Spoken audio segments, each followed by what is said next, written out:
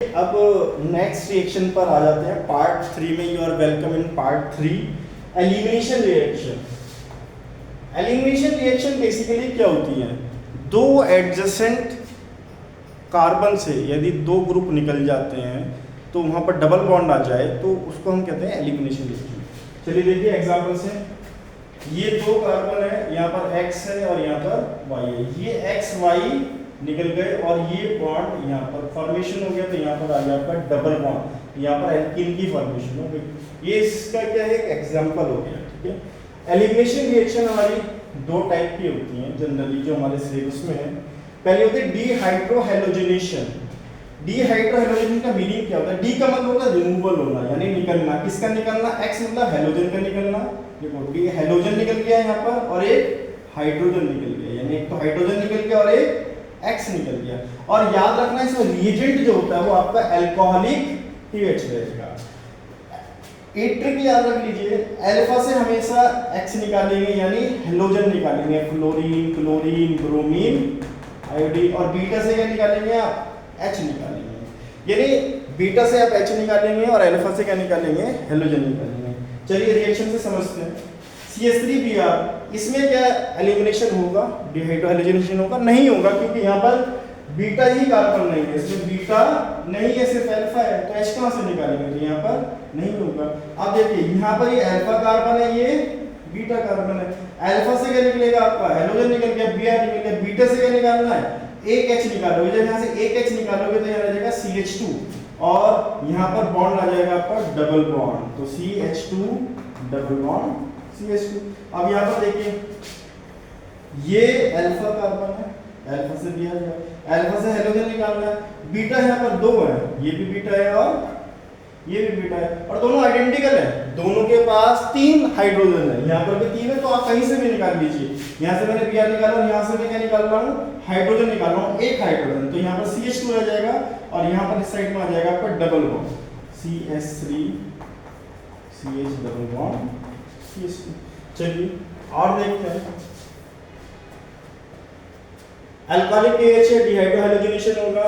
ये आपका alpha carbon है, ये बीटा, ये बीटा, ये बीटा, और तीनों के आइडेंटिकल है, CH3 है, तो आप कहीं से भी बीटा हाइड्रोजन निकाल सकते हैं। ये तो यहाँ से अल्फा से निकल गया, लेट सपोज मैंने हाइड्रोजन एक यहाँ से निकाल लिया, तो यहाँ इस जहाँ से H निकालोगे उस साइड डबल बॉन्ड आ जाएगा, तो डबल बॉन्ड यहाँ पर आएगा आपका, तो बन जाएगा आपका CH3 C double bond CH2 CH3। इस क्वेश्चन को ध्यान से समझिएगा, इसमें मेजर और माइनर का थोड़ा सा लफड़ा रहता है। ये आपका अल्फा है, ये आपका बीटा है, ये आपका बीटा है, ये आपका बीटा है।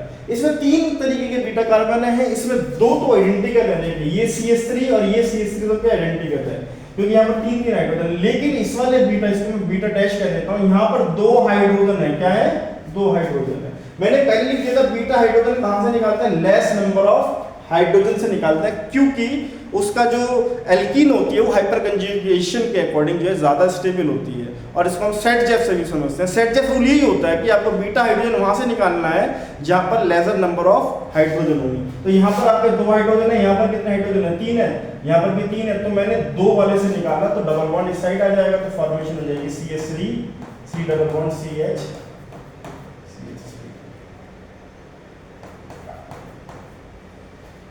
अब इसका एलिमिनेशन का दूसरे टाइप पर आ जाता है डिहाइड्रेशन। देखिए नाम से पता चल रहा है डिहाइड्रेशन, जैसे बॉडी में डिहाइड्रेशन, लूज मोशन हो जाते हैं, वाटर की कमी हो जाती है, इसी तरीके से ये है। यहाँ पर डिहाइड्रेशन मतलब रिमूवल ऑफ H2, यहाँ पर वाटर निकल जाएगा, और यहाँ पर जो रिएजेंट लेंगे हम कॉन्सेंट्रेटेड H2SO4 लेंगे। रिएजेंट जो रहेगा हमारा कॉन्सेंट्रेटेड H2SO4, और टेम्परेचर रहता है इसमें 160 से 170, 160 to 170 डिग्री सेल्सियस। पहली रिएक्शन देखिए, इसमें भी आपको क्या है, अल्फा से OH जाएगा और बीटा से क्या जाएगा? H जाएगा। अब देखो इसमें तो बीटा है नहीं, तो इसमें तो होगा नहीं डिहाइड्रेशन। दूसरी देखो ये अल्फा है, ये क्या है आपका? बीटा। अल्फा से क्या निकलेगा आपका? OH निकलेगा, और बीटा से क्या निकलेगा आपका? हाइड्रोजन निकलेगा। तो यहाँ से OH, यहाँ से एक H निकालोगे तो क्या जाएगा? CH2 double bond CH2। यहाँ पर देखिए ये अल्फा, ये बीटा, और दोनों बीटा क्या है? आइडेंटिकल है, क्योंकि दोनों पे सेम हाइड्रोजन है। तो मैंने यहाँ से अल्फा से क्या निकाला? OH निकाला, बीटा से H निकालूंगा, तो यहाँ पर डबल बॉन्ड आ जाएगा CH3 CH double bond CH2।